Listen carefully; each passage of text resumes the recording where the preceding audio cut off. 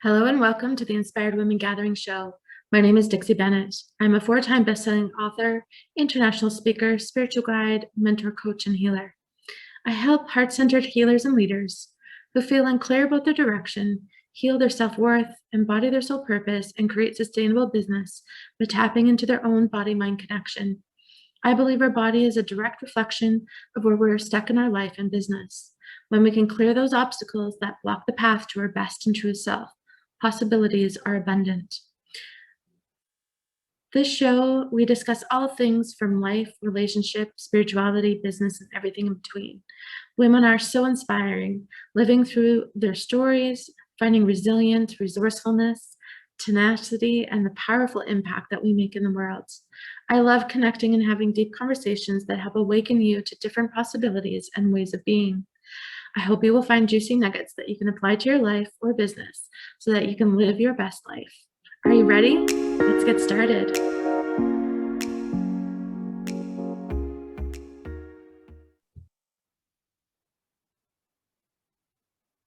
We are in season 2, and I have an amazing lineup of soulful, inspirational women that I just know you are going to enjoy. It's so good to be here with you today. Before we get started, I invite you to take just a moment to pause, to drop into your heart, and just be here in this moment. If you're listening while you're driving, just take a nice deep breath. And if you're in a space where you can be for just a moment, close your eyes and take a nice deep breath in and just check in with yourself. Notice any tensions you're holding in your body. Drop your shoulders down, soften your jaw, soften your heart, and take another breath. Doesn't that feel so good? Now your body is a little more ready to take in some information. And I'm so excited to introduce to you my beautiful guest, Cherrie MacLeod. And our topic today is conscious parenting in modern motherhood. You can connect with Cherrie on Instagram at Parenting Littles. So Cherrie MacLeod is a positive parenting coach, financial educator, mama, and founder of Parenting Littles. She completed her Master's of Education at the University of British Columbia and has been helping parents navigate the journey of parenthood for the past 15 years, specializing in baby, toddler, and preschooler development. She is passionate about helping modern families reduce the overwhelm and stress that come along with growing a family. And her work focuses on empowering parents with tools to raise children who are confident, kind, resilient, and equipped with fundamental life skills that will help them thrive in the real world.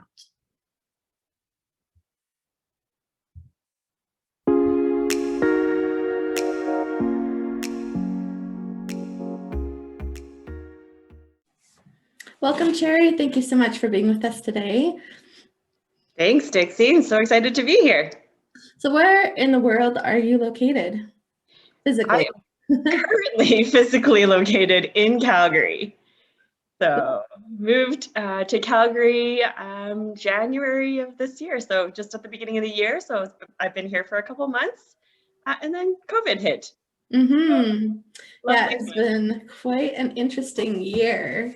I find it so fascinating, actually. I was just having conversations yesterday, and it's interesting hearing different people's perspectives of how many people are still living in deep isolation. Yeah, it's been fascinating. Anyway, so we're going to be talking about conscious parenting today. And I'm so delighted for you to share with us your wisdom. And I'd really love for you to share a little bit about how you got into this, what drew you into this path of entrepreneurship and business. Yeah, it's an interesting journey, I'd have to say. You know, something I've been reflecting on for quite a while, in that, you know, I strongly believe that we're all put here for a purpose. You know, we all have a purpose on why we're here on earth. And for myself, God has started kind of molding me ever since I was little. So ever since I was a little girl, the only thing that I ever wanted to be was a mother. So I remember back in the day where I would sit with like a Sears catalog. I don't know if you remember getting mailed Sears catalogs. So I would literally flip through the Sears catalog, go to the child section, the kids section, and circle all the toys that I would want for my future children. In Wow. my head, kind of plan out what kinds of activities I would do with them and how I would play with them. And so ever since I was little, I just had this plan of, this is what I want, my life to look like, which was get married in my early 20s, like be married by 21, have about 3 kids by 25, and, have that picture perfect family. And of course, life doesn't happen that way.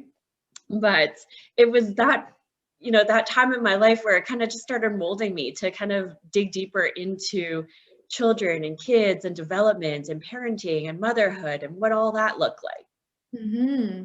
Been a That long is time. so fascinating to me because I mean, I never really had that call. Like I had a different calling for sure. But I never sat and really thought about my future children. I personally never really saw myself with kids, and here I am. I don't really have children.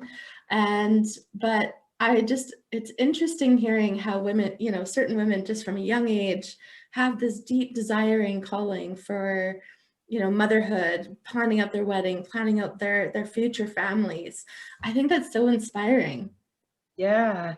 And what was really interesting was as I was thinking about my future family, I started looking within, kind of just looking at, my childhood. What kinds of things happened in my childhood that, really created beautiful memories that I'm like, oh, I want to recreate those with my children. And Mhm. then there were other things that happened that I was like, I'm not sure that those experiences, in terms of helping me learn about myself, Mhm. actually end up serving me as an adult.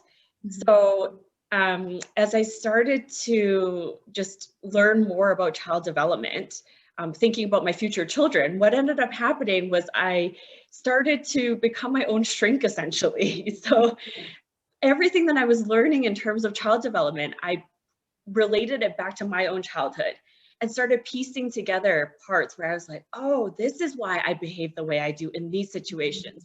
This is why I react this way when certain things happen. This is why, my relationship patterns are this way. Mhm. And it was fascinating to me that within those early years, that those beliefs about myself were formed and then were just carried on. And I was doing a lot of it with just unconscious programming. Right. I was just living my life and thinking that, this, actually not even really thinking. I was just on autopilot. Yeah. And at what age did you start recognizing and piecing it together for yourself? It was in my early 20s, where when the things didn't go according to plan, so when I was 21 and I didn't get married and I didn't have the kids, I was like, man, what's going on? And I had this deep yearning, like in my head, in my plan, it was always, hey, get married, have kids, buy the house, buy the car, white picket Check fence, all the all of those boxes. things, and when it didn't happen, it was disappointing for sure. And I'm a very, I guess, intuitive person, or like I like to analyze and dissect and process. So as I was going through, different relationship breakdowns, just kind of thinking back to, okay, what happened there? Mm. So it was after 2 failed engagements that I was like, hey, something is going on. Something is not right. Like it shouldn't be repeating this way. Like the first time, maybe it wasn't the right person. Okay. Maybe I was young, whatever. But then when it happens twice where, I get the ring, but I don't walk down the aisle and we do all the planning, I'm like something, definitely, there's more to it. And Mhm. that's really when I started to dig deeper and realize that it actually came from me and within and, Mhm. my own programming that ran me for the Do you longest time. feel like it was more of I have to get married, therefore this should be the right thing? Or do you feel like you were rushing into it? Or like, was there any other kind of pieces that you discovered about yourself getting engaged twice and not walking down the aisle? Yeah, I mean, it wasn't a rush at all because both of those relationships were long-term relationships. I had been in those relationships for 3 years, 5 years. And so I really was exploring to make sure that, okay, this is the right person. This is, um, this wasn't just like a fly by the seat of my pants. We're in, that passionate, beginning relationship stage where like we just want to be together all the time and live the rest of our life together. So it was definitely not on that high because we've had many years to kind of mellow out. And I think it just came down to not really knowing who I was, and not knowing, I guess, what I deserved, or not believing in what I deserved. That self-worth wasn't there. There was a lot where I didn't communicate my needs. And so it was all about what I could do for the other person. And when that got repeated twice in those relationships, it was heartbreaking where, I didn't understand. So that's when I started to dig into more personal development stuff, just trying to understand, why I am the way I am, and relating that back to all of the early childhood stuff that I had been studying because I just love children and I was fascinated by them. And that's when the pieces connected. I was like, wow, there is so much interconnection. And there was a lot of unprogramming that I needed to do in order to live this dream life that I had in mind. And I wasn't even aware of it up until that point. Yeah, I find it interesting in culture because that we're kind of designed to procreate. That's kind of the idea. And when we're going through, I know in my family, there was definitely a lot of pressure that you go to school, you get married, these are the things that you should do. And I personally kind of went opposite to that. But in the relationships, it was about figuring out who I was, and failed relationship after failed relationship. I kind of dive deep into personal development as well in my 20s. And I would even say, it's about deprogramming, figuring out who you are, figuring out why do we operate in these patterns? Can we recognize these patterns? And then can we change these patterns? And a lot of it does have to do with our childhood behavior, why we do what we do unconsciously. And, I just look at them as threads. It's like, can we follow that thread and see, exactly where we decided to continue to make that decision, and from a place of protection or perceived safety or whatever. And yeah, so I love that you've been on that path, on that journey as well, and just kind of figuring yourself out. So at what point did you you're married now, and how did that come about, and what shifted for you and into this marriage? Oh, down the aisle, actually. yeah, actually made it down the aisle this time. Yeah.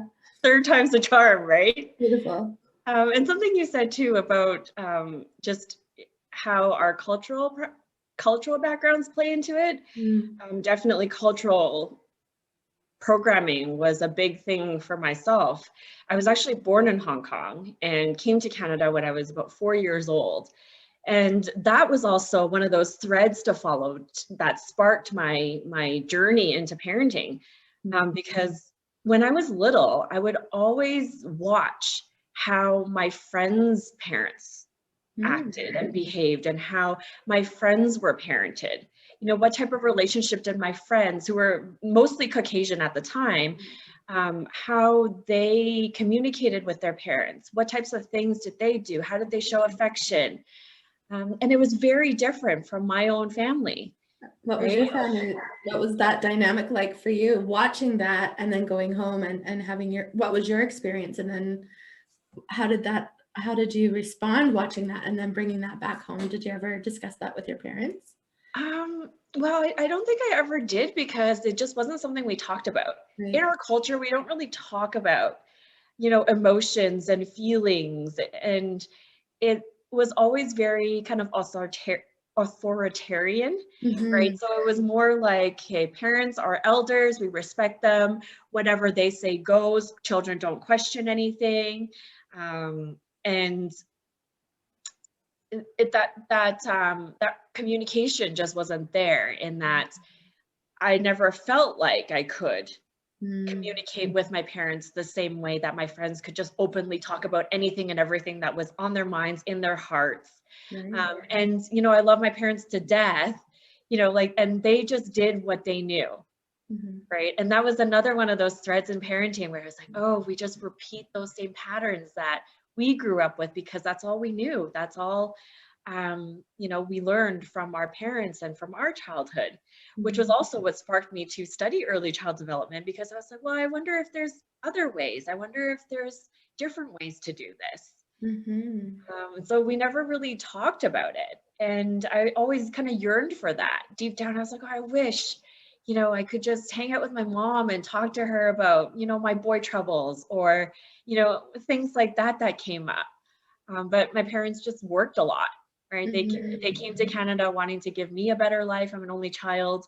And so being an only child who's a girl also added different, I guess, different pressures to it, if I can say it that way, that, you know, they were very protective of me. They wanted, you know, to make sure that I was safe. And so I didn't get to go out and do a lot of things that my friends got to go out and do just because they were worried about me and they didn't have the capacity to kind of be with me all the time because they were working so much. Right. Yeah. So the cultural piece was huge. And I saw that translate in all of my relationships. So after the two failed engagements, and then where it kind of, I was just kind of like, I've had it. I don't want to repeat the same cycle again. I need to do something different. And diving into personal development, that's actually where I met my now husband. We were both in San Francisco taking a personal development course because we both recognized there were certain aspects within ourselves that we wanted to do differently.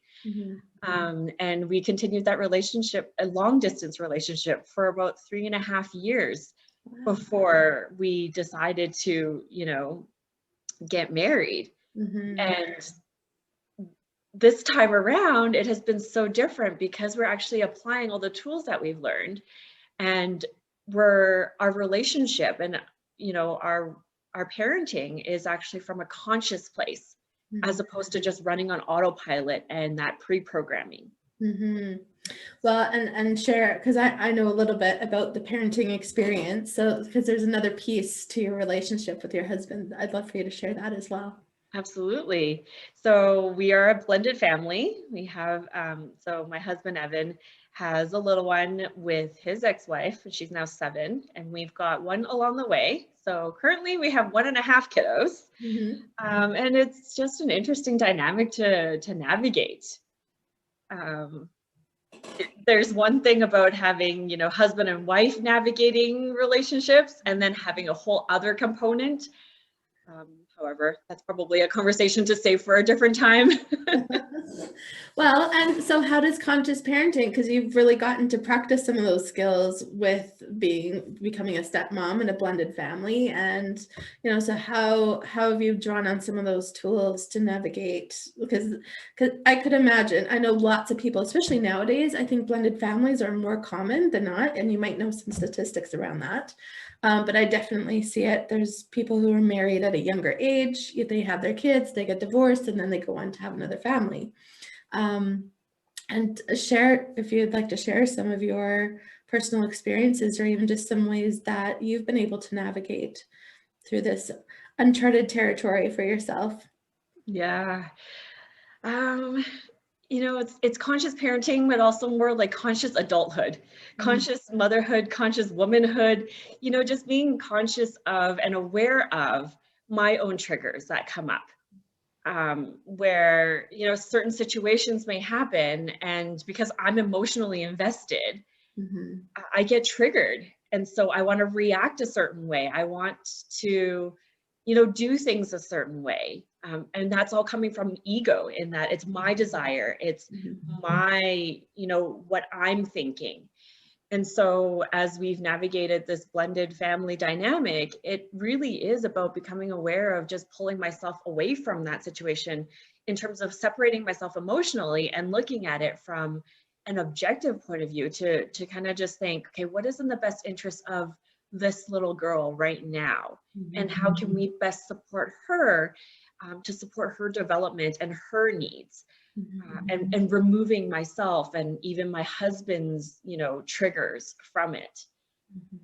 That we can really nurture her to rise up and kind of be herself, as opposed to kind of get meddled in with all of our wants and desires. And I talked to quite a few blended families, and sometimes it can get messy, right?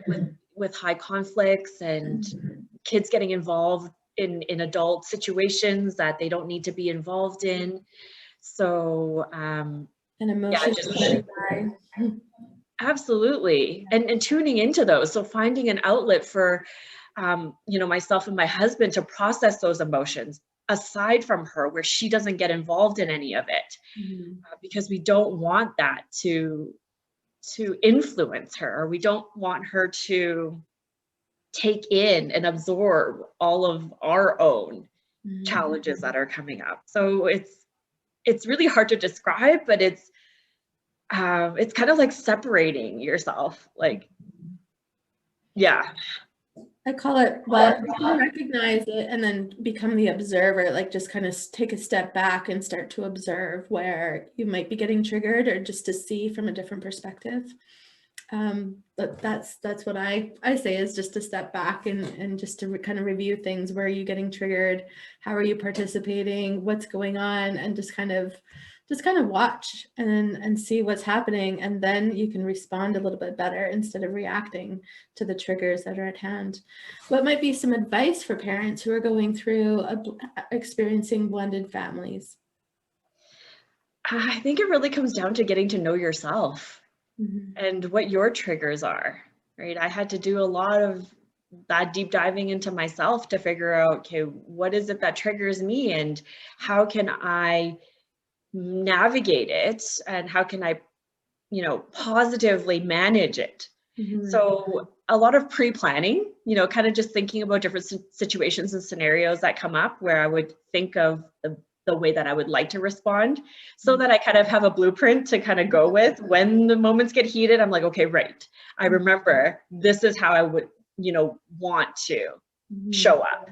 And so having that little reminder of, okay, I've gone through this before, this is how I'm going to attempt to be and show up for my family. That's powerful. Well, and what might be some advice for parents to start recognizing what type of a blueprint that they would like to desire versus what they actually are experiencing? It comes down to a lot of just kind of reflection, I think. It was me reflecting on the past and things that had happened that I was like, I'm not sure that I really liked how that panned out, or I'm not sure that really served the purpose that I had wanted, or, that was best suited for our family. So from those previous experiences, doing differently the second time around, and it's trial and error, right? That's life. We go through it. As much as I like to pre-plan things, sometimes we aren't able to. And so it's taking those moments of what we kind of call failing, but it's really just falling forward and, just taking that step and leaning into what happened and shifting or doing just differently. Yeah, what do I desire differently? Yeah. Great question. Yeah, and sometimes we don't know until we go through it. So we can't really think about everything ahead of time. Although there are certainly some things that we can probably recognize as patterns that we're like, okay, and I know this is something that triggers me. So being aware of those. But when there are kind of unexpected moments that happen, we just go with what we go with and do that evaluation after. That's powerful. Well, and for you, because being a parenting coach, what would you say? Well, what kind of, well, I guess what development track did you take to become who you are today? So in terms of education, or? Yeah, it was a combination of both. So it was very experiential in terms of my own journey, looking back at my own childhood and, putting those pieces together. but it was also all the studying that I did. You know, I always kind of relate it in this way, in that we go to school to learn our profession, right? To become a lawyer, a doctor, an accountant, a nurse.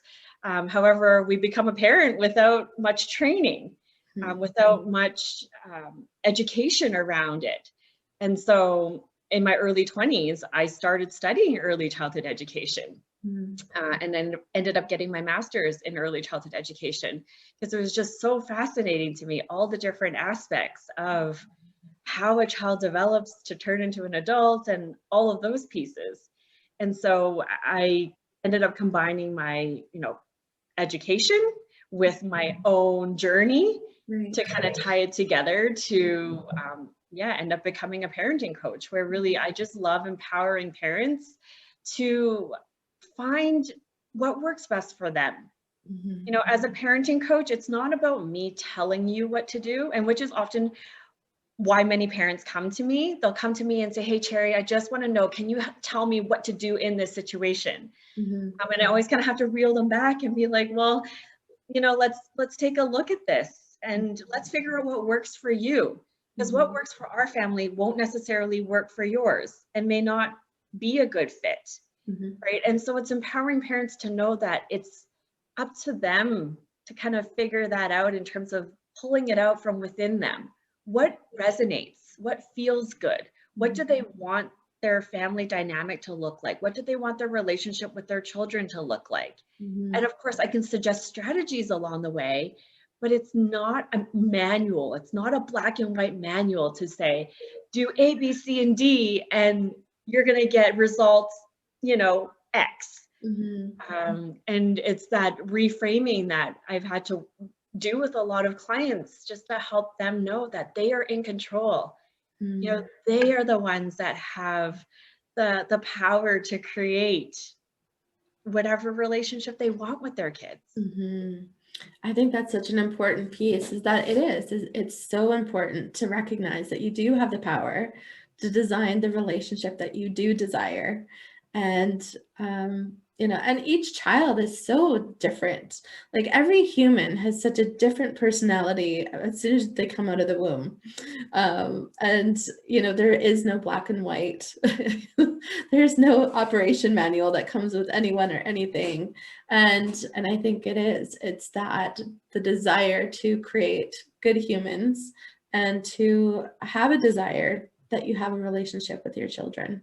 Absolutely. And the fundamentals don't change. Don't get me wrong. There are certain fundamentals that I certainly recommend as kind of that framework, things like having a respectful relationship, communication, things like that, in terms of what are we modeling for our children. However, the nuts and bolts and the details of what that looks like is going to look different for every family. Yeah, that's so powerful. Have you ever had any mentors along the way that kind of inspired you, or that you looked up to, or helped guide you on this path? Or was it really just this deeper inner knowing that this was just the path that you were going to follow and you just went for it? I think I would say that there definitely has been, and that every person that crosses my path has been a teacher for me in some way, shape, or form. My parents, for sure, they have been the ones to show me different opportunities or different experiences, the things that we've went through in our own family journey. We were a family that battled addiction and mental illness. And so growing up with that was also a really great teacher. And along the way, there's just been mentors in that, like the teachers that I've had in terms of my studies, even family members. I've got different family members with kids, with their challenges, and just seeing how they navigated that. And definitely spiritually, I would have to bring in God. God has helped me tune into that wisdom. Right. And for other viewers, it might be the universe, or, a higher power or something like that. But spiritually, there was guidance there to lead me on the path. that I'm on. Yeah, and I think that's an important piece. Well, and for a lot of what I talk about is spirituality with business and bringing it all and blending it together. So how would you say, so you kind of described how that's been part of your journey, and how would you say that that also shows up in your business even today? In terms of spirituality? In terms of spirituality and your relationship with God.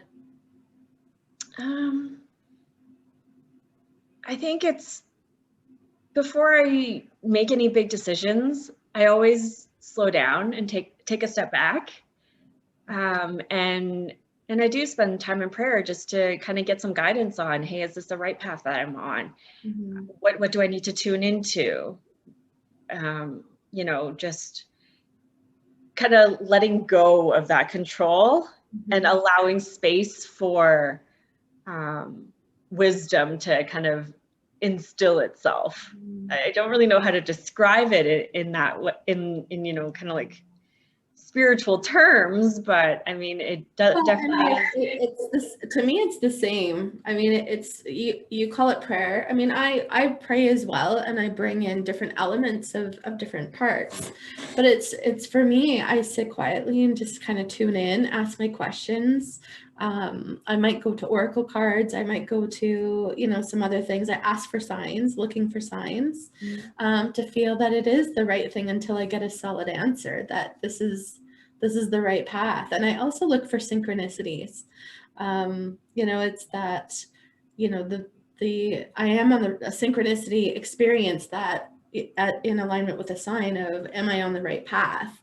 And show me the sign of that. And then I get, you know, the sign of whatever just confirms that for me. And it's like, oh, that feels so good, you know, it's just so. And I love having conversations with different people, and I love seeing younger women as well have a deep relationship with spirit, God, with themselves. And you know, because it's not, I think people are kind of all over the place right now. They're not sure what to connect to.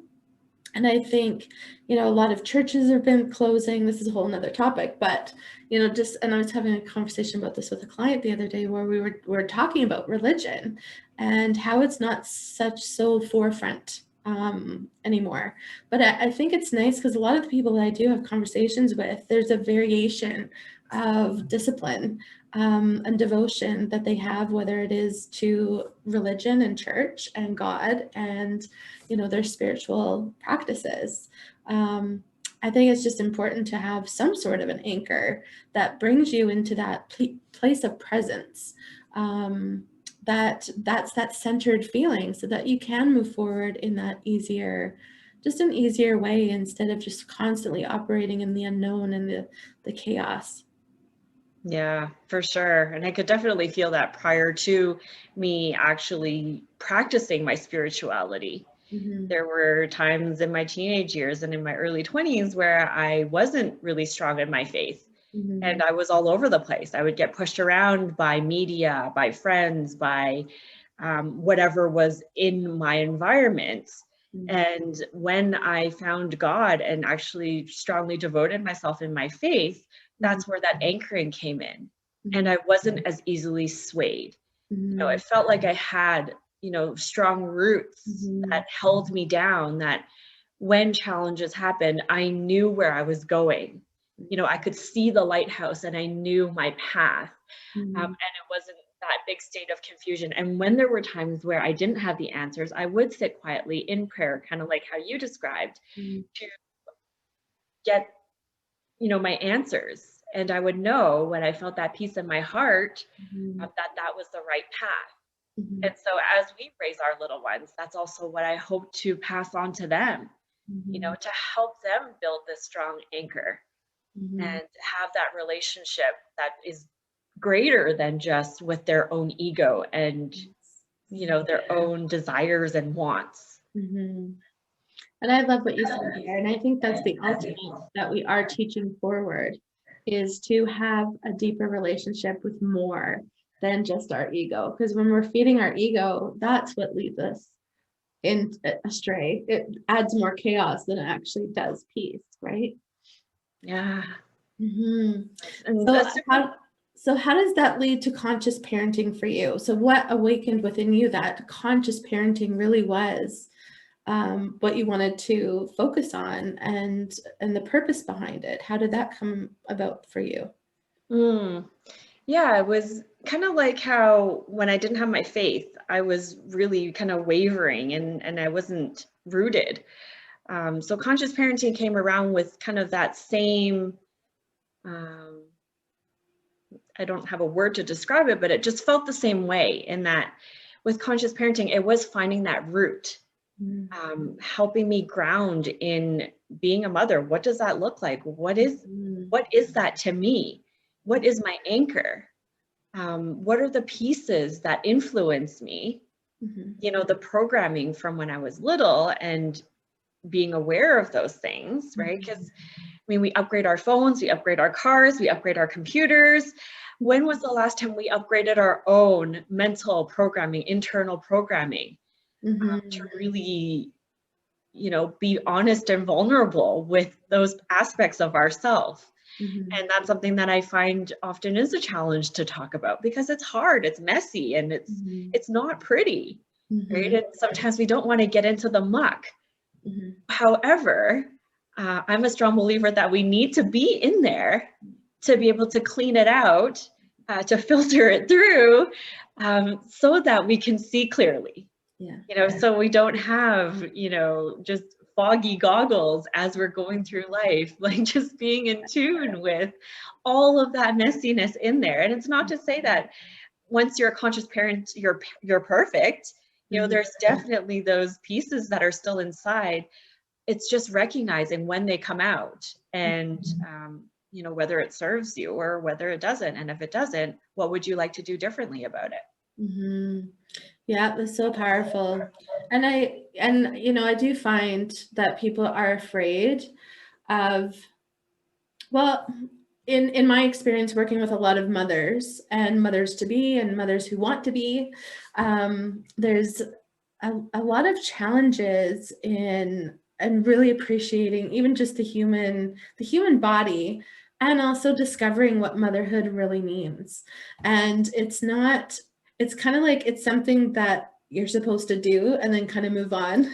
It's like graduation, you go to school, you get a job, you get a career, and then I find a lot of my moms are really shocked that when they become a mother, it's nothing, or maybe they don't think about what motherhood actually means. I think that's probably the question. And that's the unconscious part of The it, right? We're unconscious just part. going through life, going through the Yeah, motions, doing the things, yeah. And maybe I just because became a mother society, too, right? And oh, I am a mother. Now what? Mhm. right. And then it's, okay, how do I keep this human alive? How Yeah. do I, you know, make sure the house is clean and pay the bills? And, you Mhm. know, it's just going through the motions and doing the things. Mhm. However, it is digging deeper. What does motherhood mean to you? Mhm. What are these greater hopes and dreams that you have for your children? And how do you teach them that every day in your interactions, in your relationship?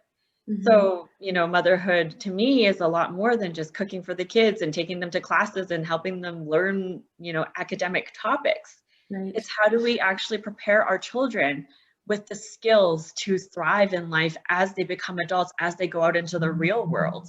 Yeah. And one thing that comes up for me all the time is that as parents, it's not our job to make our children happy. Of Mhm. course, we want them to be joyful. Mhm. However, it's okay if they're upset about something. You know, Mhm. it's okay that they're angry. It's okay that they're frustrated. It's okay that they don't get the things that they want. Mhm. Those are the things that are going to prepare them Right. as they journey into becoming an adult. And it's through these experiences that we have with them that we teach them those skills. Mhm. Yeah, no, I totally agree.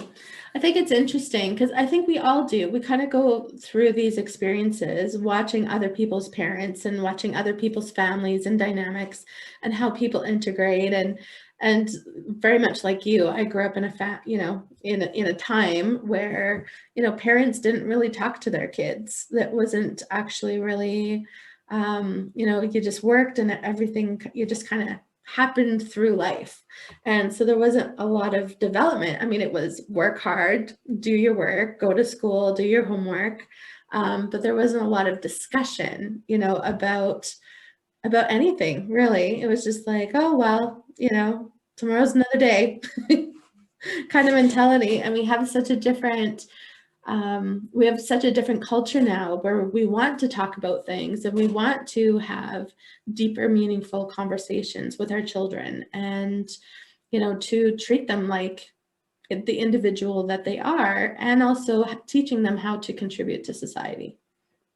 Yeah, absolutely different times. You know, Mm-hmm. with our parents, it was about putting food on the table, making sure that they had enough money to sustain the household. And it was all about work. You know, the kids managed themselves. And now we're in a very different era where parents are recognizing that they want to have and do all of those things that you mentioned. And so many of them are making different work arrangements, right? So that's why there's a lot more business owners. There's a lot more, you know, home-based mom businesses, right? Because many of us want to have a different relationship with our children than we had growing up, right? And that's part of that transition with conscious parenting. We're recognizing what happened in the past. How did that, you know, pan out for me? And what do I want to do differently? And we're seeing that shift. And now there are many parents that are like, well, I don't know how to have those conversations because I've never experienced them before. Yes. And so this is where there's so much opportunity with talking about conscious parenting and just raising children with skills. Well, and this just a question just came into my mind, and if you know this is totally out of your range, just let me know. But I was just thinking about like when I grew up, there was so much freedom. Like we grew up in such a different time. We didn't have cell phones. We didn't have social media. We didn't have, you know, I remember it was just like we'd ride around, you know, I lived on a farm, but when we go to town, we'd just kind of be like, either they phoned each other to make plans, or we just kind of ride around and, oh, if so-and-so was out, they'd be in this spot kind of thing. And so we just kind of go and try to find our people and our friends. But we spent so much time away from our parents as well. Whereas I find now, like, kids are so tethered to their parents, and their parents know every move, where they are 24/7. Do you feel like there's a difference or a change in that at all? There certainly has been, of course, with the fast-pacedness of everything, with social media, with technology. There's also a lot of fear around, you know, what's happening out there, right? All the controversial, you know, documentaries about, I don't know if you've heard about Pizzagate and all of that stuff, just all the child trafficking and all of that. I think brings a lot of worry to families, to parents, that they're like, okay, I need to make sure that I know what's going on, where my children are. And it's a very different time too, in that back in the day for us, we knew everybody around.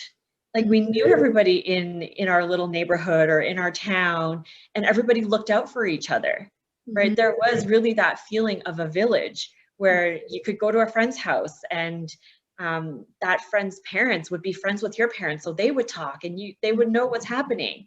Whereas now I feel like there's more disconnect, even though we're more connected with media and technology and all of that. But there's definitely a lot more disconnect in that everybody's doing their own thing. We live in an apartment, and I can't say that I really know my neighbors because we don't really hang out. Yeah, everybody kind of stays to themselves. Yeah, everybody kind of comes and goes, and there isn't really that relationship built where I know that if my child is outside, that the neighbor across the street is keeping an eye out on her, or, you know, on the kids. So it's a different time like that. Yeah. Yeah, no. Can you give any advice or share any tips for parents right now, especially going through COVID, who are maybe you know, doing homeschooling? Their plates are so full, they might be still working from home. Like there's still so much uncertainty. And any advice that you can share for the parents in today? I think the biggest one that comes to mind is community. just having a group of people, your tribe that you can depend on for support, where you guys could maybe share childcare arrangements, give you time to, take some time for you while your friends have all the kids, or, vice versa. Just looking for others that can kind of fill your bubble where you don't have to feel like you're doing this alone. As women, sometimes we take on a lot. We just keep piling it on to the point where we're overwhelmed and we're exhausted because we just want to give to everybody else. And we're not taking care of ourselves.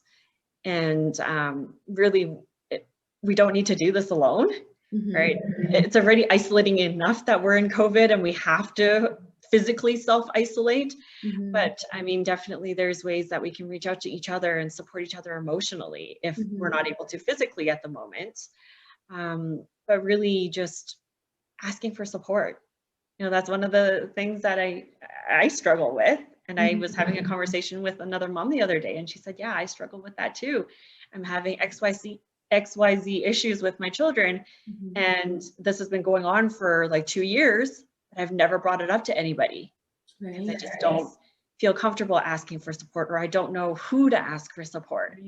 I honestly think that's probably the biggest thing. It's not just ask, it's a lot of people don't know how to ask, but they also don't know who to ask. Because sometimes when we do ask for help, especially in our own family dynamic, and I do hear this a lot, it's like, they ask for help, but the family members don't know how to give it to them because they don't know what to do, right? And that's probably why they don't help. But I would say it's probably the both. What might be some advice for people to recognize what can they ask for, and how can they recognize some resources that can then support them? One of my favorite quotes is, ask and you shall receive. It's as simple as that. If we don't put it out there, we never know if we're going to get it.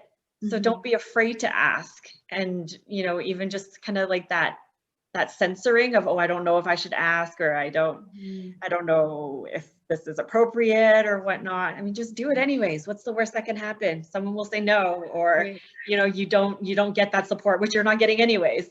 Right. So putting it out there also opens up that space for someone to come and offer support. And if you're not finding it within your circle of friends, look for other resources. There are tons of Facebook groups right now that are supportive, that are designed just for this. Like I found like 2 moms groups the other day that was just like, if you are feeling like you're not able to have those deep, meaningful conversations with your close friends, well, this is what this tribe is for. Beautiful. Come show up and bring all your messy motherhoodness and let's talk about it. All the things that you don't feel comfortable talking about with your family, with your friends in your circle, like bring all of that. We're here to support you. We're here to cheer you on. We've been through that.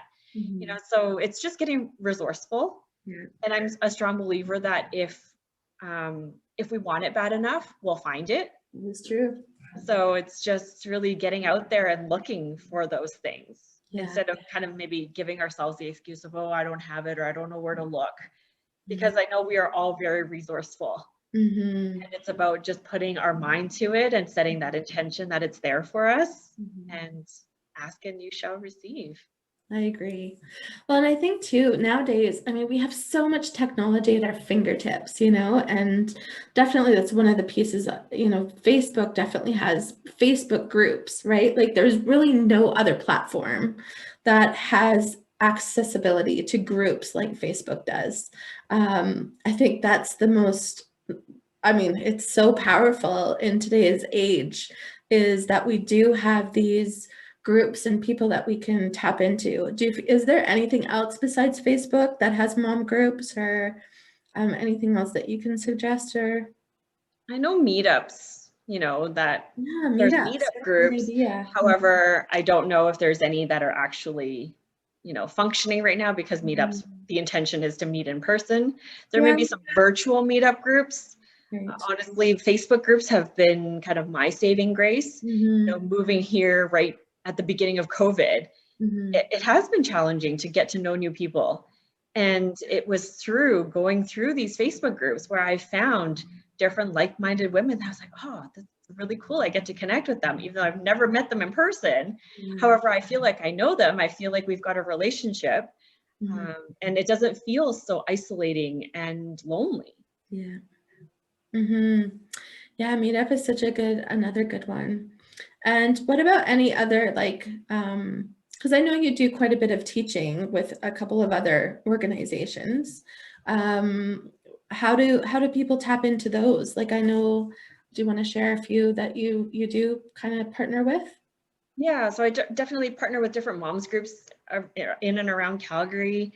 It's about coming together, collaboration, right? And just lifting each other up. Where there are many small business owners, and we're all trying to do our own thing in our own little bubble on our own little island. Yeah. However, what if we could all link arms and connect and work together? How much greater of an impact would we have if we all collectively work together and support each other? So, there are different moms groups that I do work with. And those came about from Facebook groups, or I reached out to them like, hey, I really love what you're doing. Yeah. So maybe that's another tip. Don't be afraid to reach out if you see someone that resonates with you or that you want to connect with over social media, whether it's Instagram, Facebook, maybe TikTok, I don't know, whatever platform you're on. Don't be afraid to just send them a DM or a private message and just be like, hey, I really love what you're doing. Or, something to start a conversation. Yeah. Even Instagram, like I'm totally surprised. Like I've just been kind of dabbling in Instagram over the last couple of years, and even just I've been kind of getting a little bit deeper into it now. And it's fascinating to me how more and more collaborations I'm finding are happening off of Instagram. Because it's such a beautiful, it's just a catalog really of who you are, what you're doing, what you're putting out into the world. And what I'm noticing too is how accessible, like, celebrities are watching, influencers are also watching. And if there's anything that catches their eye, it's just as simple as a scroll a DM and then, something else, DM, well, most of us would know as direct message, but, it's just that life is so much more fluid and simpler, and the accessibility is just profound. So yeah, if you're like, when you're stuck, but I think too, with a lot of moms, I find a lot of empathic moms, they're very overwhelmed. And I think they just get really, really bogged down, that it's really hard for them even just to make a decision. And I'm hearing that from a lot of moms in my circles, where they're trying to build a business and they're wanting to do something else. And I always have the conversation with them too. I'm like, you have to, it's not about this or that. I don't believe in that. I think we can have, you can have a life of motherhood, and you can have your own life intertwined within all of it.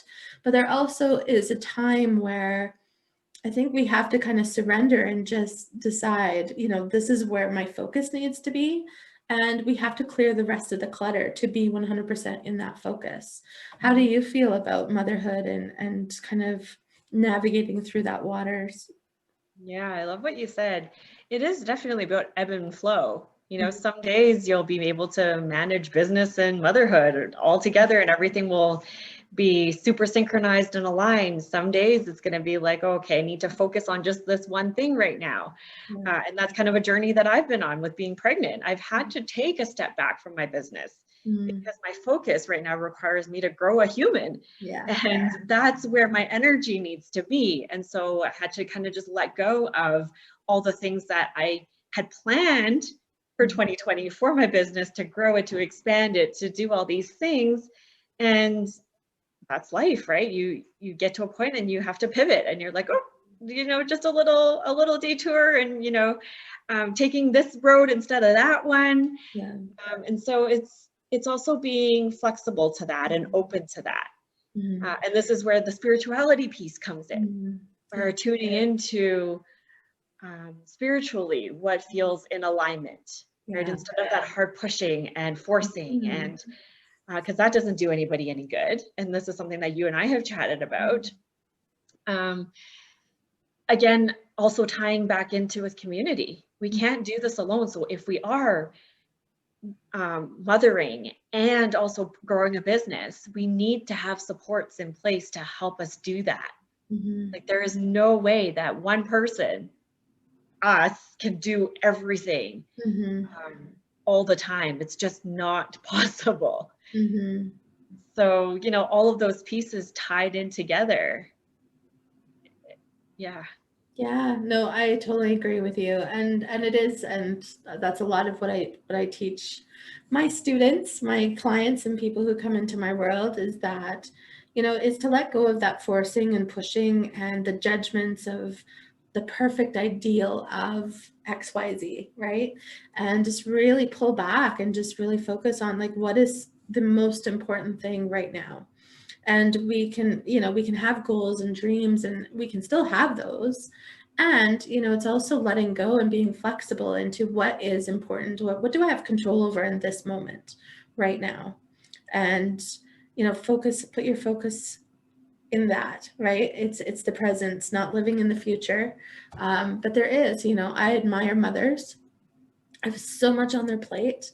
And I think, you know, there's also just this part of, it is just doing. It's an unconscious just doing to get things done. And you just got to do it. You know, you're tired, you're fatigued, and but that's just kind of life. You know, when we've got enough energy to move, we can move.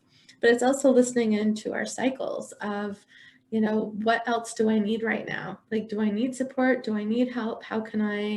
Who can I reach out to in my circles? And that's where, you know, I think it's important to be networking for mommies. You know, I think it's genius where there's yoga groups for moms, there's workout groups for moms. You know, go and hang out with the people who are kind of at the similar stage as you. And I think you'll be so delightfully surprised that you are not by yourself, but you have to put yourself in those scenarios as well. Yeah, definitely being around other people and their energy, especially people that are aligned with your personality and your beliefs and your values. Yes. Even just getting out for half an hour with those people can totally shift the day. Instead of kind of just being at home doing our own thing by ourselves with our kids, right? Stepping out for those brief moments to recharge and re-energize makes such a huge difference. And all of these things that we're talking about apply to life, apply to business, apply to motherhood. You know, it's the same principles. And COVID has actually kind of been a blessing in that way, in that it has allowed us to slow down, has allowed us to revisit or to look at what's working and what's not. What do we want our days to look like? Are we consumed with doing stuff and activities and just going through the motions, or are we really intentional about creating our day in the way that we want, that makes us feel good, that makes our family feel good? Yeah, no, it's definitely there's been a lot of reflection, and I think that's exactly what we're being called to. We're being called to review, and we're still being called to review. You know, here we are in October, and it's, you know, there's still deep review under being taken. And lots of families have still not emerged, like people are not going to work. And I think it's about instilling clear boundaries, you know, within the home, and delegation, I think too, is a huge piece. You know, everybody's home to pitch in for different aspects and different parts. And I think just getting more and more clear on your boundaries as well. Like that's, everyone's forced home into their tiny little quarters. And yet, you know, back in the olden days, there was you know, a whole family of like 13 people would share one space, you know, and they were in each other's face 24/7 all the time. And it's almost kind of like we're being called back to simpler times, literally. And we're being called to also well, integrate into new relationships and evaluate exactly, you know, what we do desire, what are we being faced with, and what are we being challenged with, and how it's a deeper look at within, right? So kind of like what you went through in your 20s is, I believe a lot of parents are being called to look deeper within even now, like where do they want to go Yeah. as a family? and an invitation to communicate. Yes, a deeper invitation to communicate. Yes. Yeah, to have all of us in isolation and separation. This is really calling us to pull out, our communication skills, Mm-hmm. to work on those pieces where we're actually asking for what we need. We're talking to the people that we love. We're having dialogue and going deeper into just the superficial everyday things. What's for dinner? Where are we going? What's on the schedule for today? Yeah. But really diving in deeper into, okay, how can we make this work if 7 of us are home together all the time? What do we need? And how do we do this? Yeah. Yeah. No, it's definitely, I wonder what, and looking back, what people will think, maybe even in 5 years. I wonder, I'm curious to see what the seeds have been planted for relationships and family dynamics and things in 5 years to come, what it will look like as far as family dynamics goes. Yeah, for sure. Well, we're just coming to the end of our time. Thank you so much for all of your sharings. And do you have any last minute advice or anything else that you'd like to share for parents? Maybe just an action step. We've been talking a lot about conscious parenting, conscious parenting for the modern mother. Like, what does that all look like? And I know there are lots of moms or lots of women who are pregnant right now. And so planning this journey, as much as it is preparing our body, right? There's lots of awesome prenatal classes that talk about labor and birth and all of those things. Also an invitation to dive deeper into your own unconscious or own subconscious. What are those pieces within? Because as we're bringing a child into this world and we're thinking about parenting, there's going to be those triggers. So use this time now as you're preparing. Maybe you're a new mother, maybe you're expecting, to think about, parts of your childhood that bring back really great memories and parts of your childhood that maybe don't bring back, lots of happy memories or are kind of painful, and kind of dig into those a little bit more. Celebrate the joyful moments and think about how to recreate those with your children, but also look at those times where it was painful and there was hurt and dissect that a little bit, dive a little bit deeper into looking at how that impacts you in your day to day, right? Because we're going to carry that on to passing that on with our children. So if we do the work now, we can start to tune into those triggers so that when our children are here and they are triggering us, we already have a bit of that connection of, oh, right, this was bringing back my own childhood. So, just an invitation, just do some journaling and a little bit of a deeper dive into those subconscious programming that we carry around with us. Yeah, I think that's the key. Everything really is just to we got to keep going back to our unconscious and conscious patterning, and just keep reviewing ourselves and how we can continue to be better versions of ourselves. All the answers are within. That's the truth. Absolutely. We just need to be open to be digging in. Yes. Yeah. Getting into the muck. Looking at it. Yeah. Opening the doors a little bit and just and being courageous, to take a look at that, because we might be pleasantly surprised because sometimes the answers are right there. Right. So beautiful. Well, you're such a gift, and thank you so much for sharing your wisdom today. So for Cherrie, you can follow her on Instagram at, I think, parenting littles. And, she also has a Facebook group that you can connect with as well. What was the name of your Facebook group? Positive Parenting Tools. Positive Parenting Tools. So it's great, as we talked about before, it's a great area to get connected and be a part of a community of like-minded people who are going through probably something very similar that you're going through as well. So thank you so much, Cherrie. And, I hope that those of you who are watching enjoyed our conversation today. And please share it out with your friends and family, and, especially this episode talking about conscious parenting, please share it out with your community and your friends and your family. So thank you for watching, and we appreciate you. We'll talk to you soon. Bye. Thank you so much, Dixie. Thank you. Bye. Bye.